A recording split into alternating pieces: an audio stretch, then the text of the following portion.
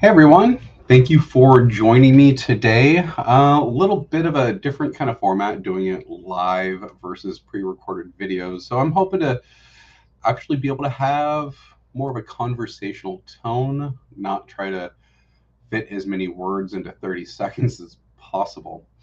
So today we're going to be talking about just medication lockboxes, keeping things safe and out of the hands of others. Look at the different products that you know I've been working with that are out there, and just mentioning, okay, here's the different lock types available and the way things can look. Now, as far as like medication lock boxes go, a box is a box, and if it's got a lock on it, it can be a medication lock box. Something like this over here, where it has some holes in it where you could add a lock to it. It's a lockable box, but it's not a lock box. It's not like something right here that has an integrated locking mechanism, where if you've got it, you don't have to go get another thing. And that's kind of the point, is having something that is all together, all in one. You're not losing a lock ish. You might lose your keys, you might forget a combination.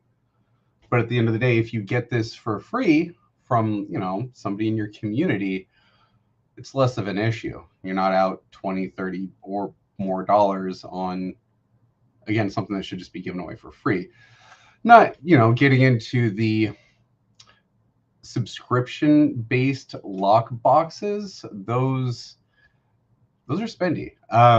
They're smart. Sure, you can load them up with your pills and then mess with a bunch of buttons on it to have it automatically dispense.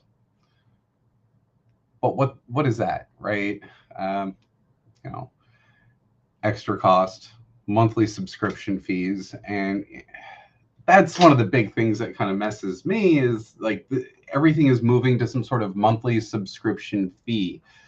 Everything's got to have that tacked onto it. Might work for certain areas, but I think in general, we don't need to have a subscription service for every single thing out there.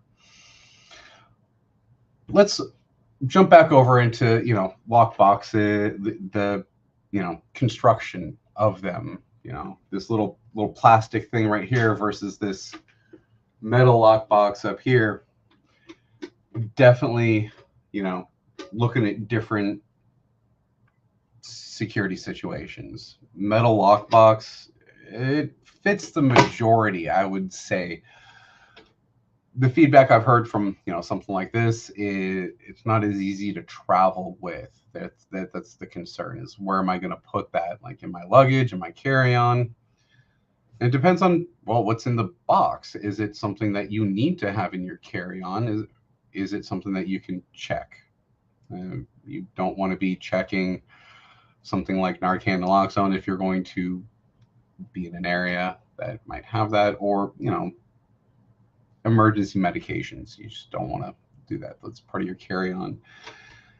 And something like this, you're probably going to have a hard time finding somewhere to store this as part of your carry-on.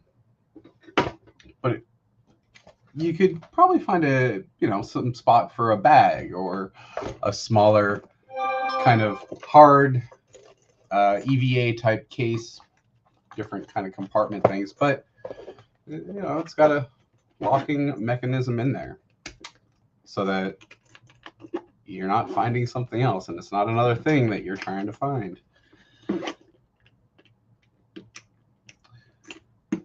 So those work for that. Looking at another different type of bag with a different kind of locking type. This has got a biometric lock, and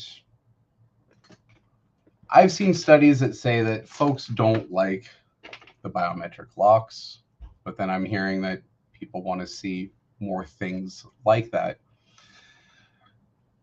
We'll see if those catch on. I'll put them out there, and if people want to buy them up, they can buy them up.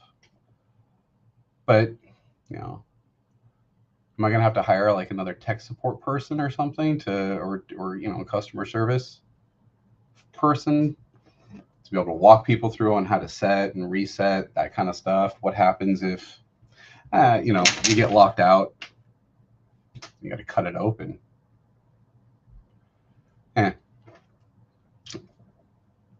When it comes to, all these different products out there, there's a different use case. There's a different, scenario for it to get implemented. In the end, it just needs to be implemented.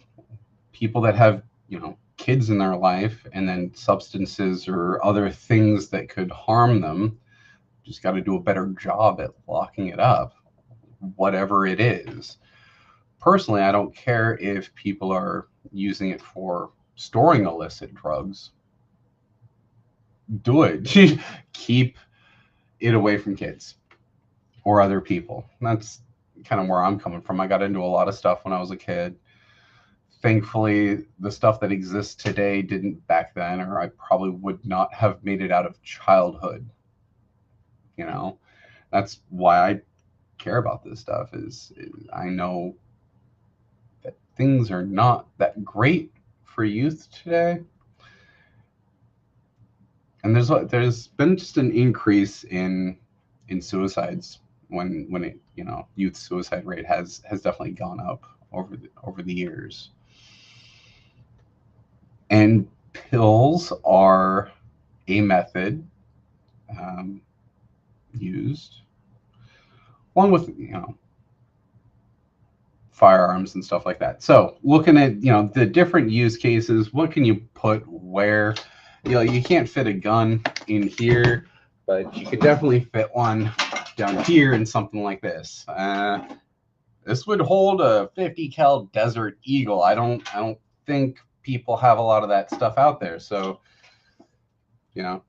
something like this could be used in lieu of a full gun cabinet, gun safe type thing. And again, if it's something that we're trying to push out through public health systems into communities, something smaller, more portable that can be used and implemented would be favored over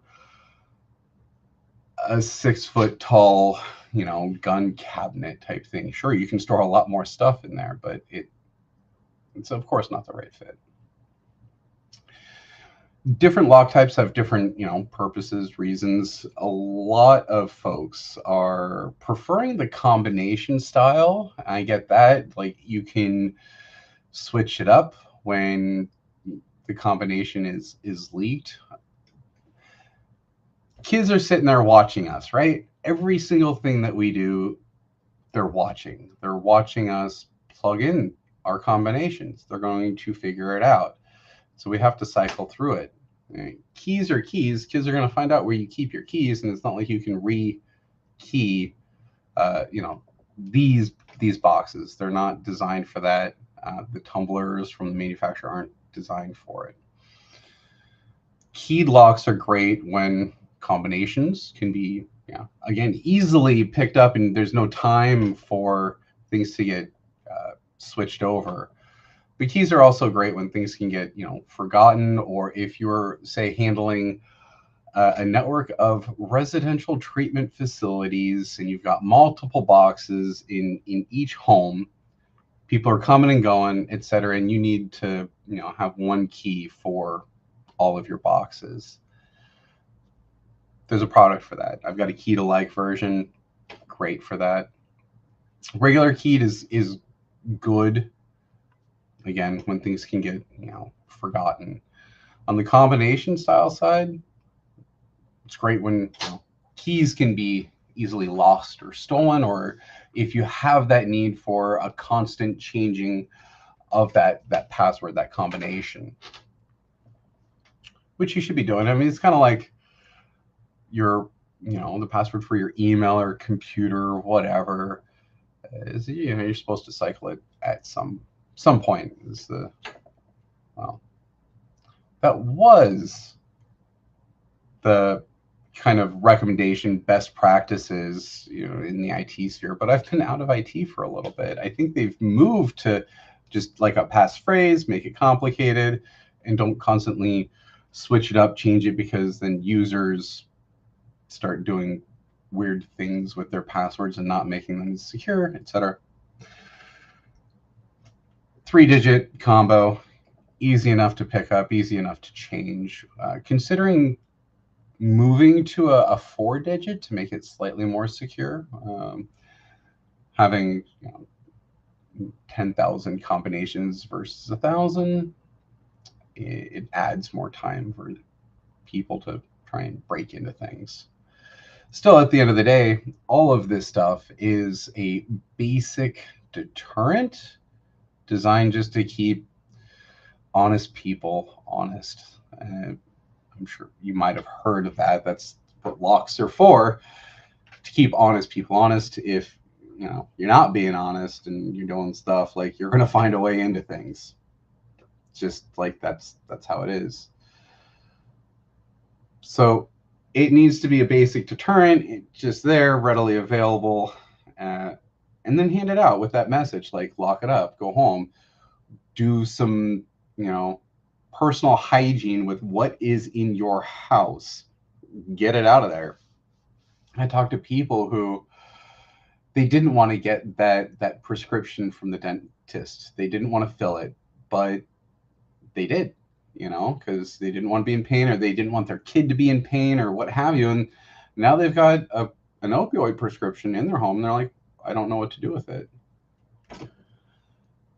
Take it to one of those drug drop-off boxes that you can find at like almost any pharmacy, CVS, Walgreens, all of them. They've got a drop box for that.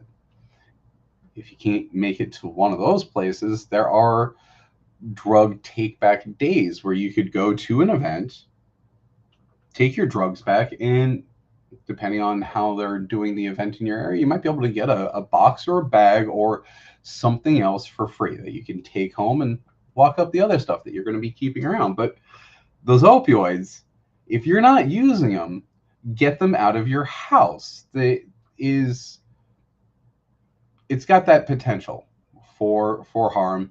By removing that potential, you're making your home safer. You're protecting the people around you from a potentially bad situation. Basic. It's basic. There's no stigma about it. There's no judgment here. People don't know what they don't know. So you just reduce as much friction as possible for the person in their home trying to figure everything out. Empower them to take action. Get the drugs out there, lock up anything that you still need to lock up, and what do you need to lock up? More than prescription drugs or illicit drugs, knives, guns, vape juice, tobacco. I swiped so many cigarettes from my parents growing up. Like, they left it out, or just like top drawer of the dresser, bottom. It doesn't matter. It wasn't locked up. If it was locked up, I would have stayed out of it. Because if my mom's purse was big enough, they could have put stuff in there. I would have stayed out of it. I don't know what it is about women's purses, but I'll never. If somebody's like, "Hey, will you grab that out of my bag?" It's like, "Oh, I'll give you your whole bag. I'm not getting in there." No, I was taught at an early age, like, stay out of that. So I don't know. It's interesting growing up and then looking at how things are in the world and what people are and aren't doing. What are we talking about? This is something that has been talked about for a long time. Lock boxes have been used in outreach, prevention, and treatment for well over a decade now. Hasn't fully stuck. The message hasn't been there enough. There hasn't been enough blanketing. And here we are, nearly 8 million ER visits in 22. A little over 40% were alcohol related, which is another thing. We'll be talking about alcohol locks and other kind of locking mechanisms in a further episode, but yeah, for here now. It doesn't matter like what it is, just like lock it up, keep it out of the hands. Now, 40% of those ER visits, alcohol related, leaving, you know, close to 4 million ER visits that were not alcohol related. Within all of this, 14% were for opioids, 13% were from THC.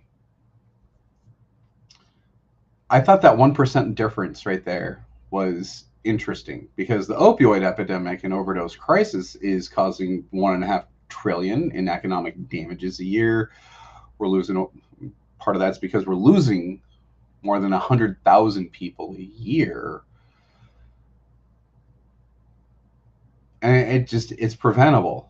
The whole realm of thought is that it is preventable with the right education, the right tools. People can make the decisions that will keep them out of the ER, keep their family out of the ER. It's expensive. It's damaging. It's such a waste of our healthcare resources. We'd be in a better position today if we didn't have that burden. These medical professionals would actually have more time to discuss things at a personal level versus, okay, just churn because there's not enough slack.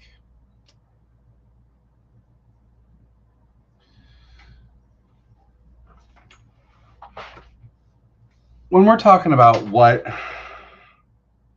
how to implement this stuff, who to give it to, parents, of course, but not just them. I mean, we can't forget about all the people who watch the kids. You know, when I got sick growing up, it wasn't go home and have a parent watch you. It, you know, go to grandma's typically. That was usually what it was. You know, I'd go to my grandma's and hang out there if, you know, nobody was at home to watch. And no, I didn't get into stuff at my grandma's place because, yeah, she was an Army vet in World War II. I did not mess with my mom's mom. She didn't keep stuff around like that either. I saw or looked for again, like, wouldn't want to get caught looking through her stuff or anything. That'd been bad. Been really bad. But this is stuff that we have to take into consideration, that we have to think about, and we got to talk to each other about, like, just a cursory conversation. What are you doing in the home to keep people out of your stuff? On that focus of, okay, look, we're reducing opioid prescriptions, access to it, and coming up with all sorts of things to mitigate having opioids in our lives and prescribing it and everything else. Not so much on the cannabis side. We're increasing access to cannabis. We're legalizing it either medically or recreationally at an ever increasing rate. 38 states have a medical marijuana program, 24 states. Last I saw, 24 states have a recreational cannabis law or what have you. It's just increasing. There's the rescheduling that's going to be happening. And of course, that stuff is not killing people, you know? It is still, they're right there with those people overdosing on opioids. Stuff's happening. Yeah, nobody's dying, but it's such a waste of our resources when there's just, you know, someone that maybe took too much, which, okay, looking at the cannabis overdoses that end up in the ER, dudes in their 20s. Seriously, guys, like, you need to go a little lighter.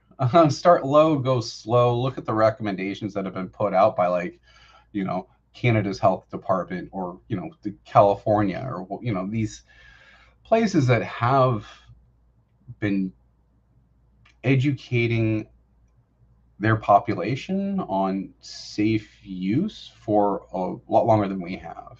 And it's a shame that we can't sit here and, explain things to our youth specifically, not like, you better never do the weed or you're going to die.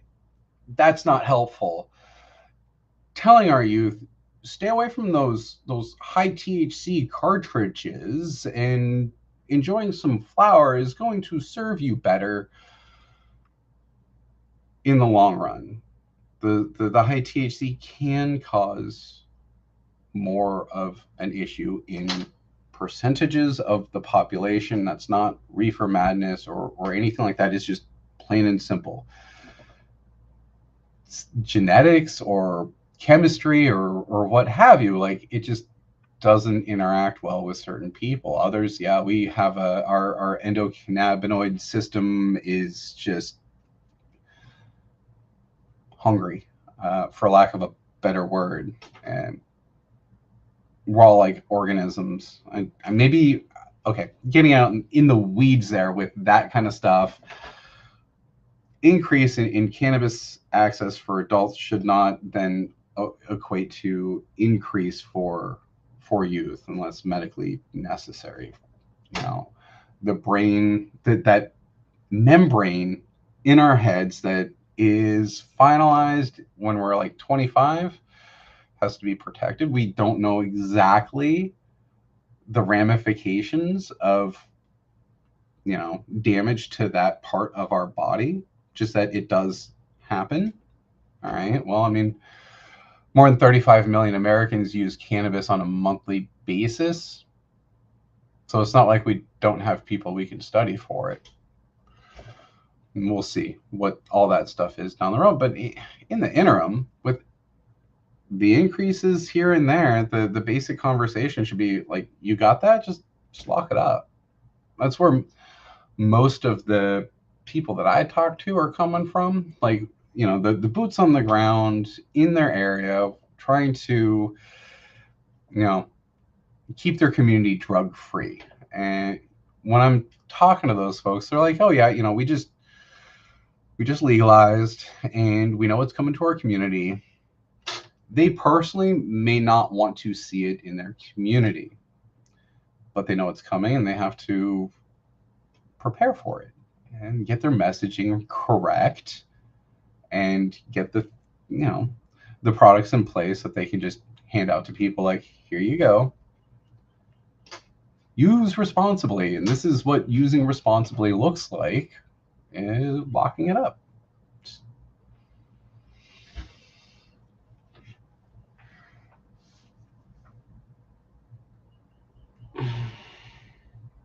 It'd be really nice to win the lottery and I could just run with this stuff. Part of me has been thinking of spinning up or converting over into a nonprofit so that I can then apply for all the different grants that are out there at whatever level, and then just push this out from there. And from that aspect, reconfigure my website to say, hey, okay, you want one for free?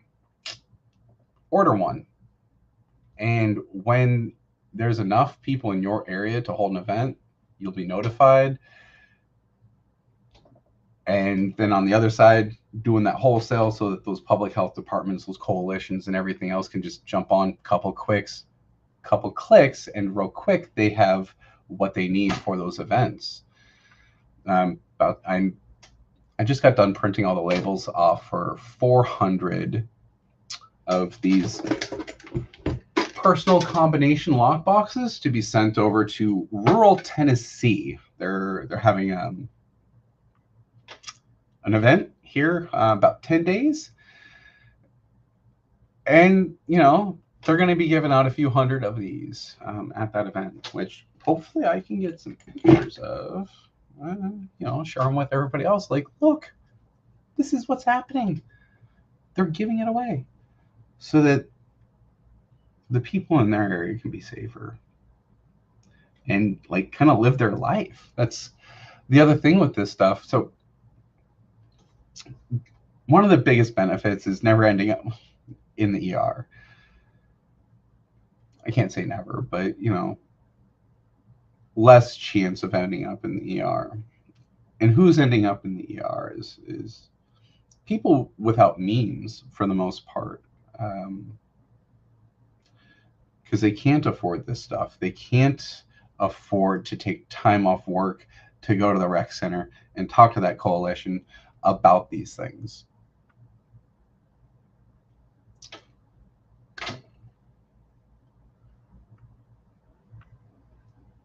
When a family integrates safe medication storage into their home, there is a reduced likelihood of ending up in the ER, which means more money in their pocket. There's also a decrease in child protective services being called. I know this sounds like a whole bunch of, yeah, back to that reefer madness and that, or maybe just FUD, that fear, uncertainty, and doubt. But in states that have full recreationally legal cannabis, if a kid gets into that, they end up in the ER, CPS is called. Child Protective Services may or may not be taking that kid away from that family. Oh God, it doesn't have to be like that. Not over this any of this kind of stuff, you know? Like, we just have to do a better job as adults protecting those that are around us from things that could harm them. That's all it is. So that's you know, we're going to dive a bit more into those topics on the next one, where I'm going to be talking about, a parent's guide to preventing accidental poisonings. And maybe we won't call it poisonings, but that's kind of what it is. You take too much of one thing and you're poisoned. And depending on what that was, you need interventions. We'll go into that. And for now, thank you for watching.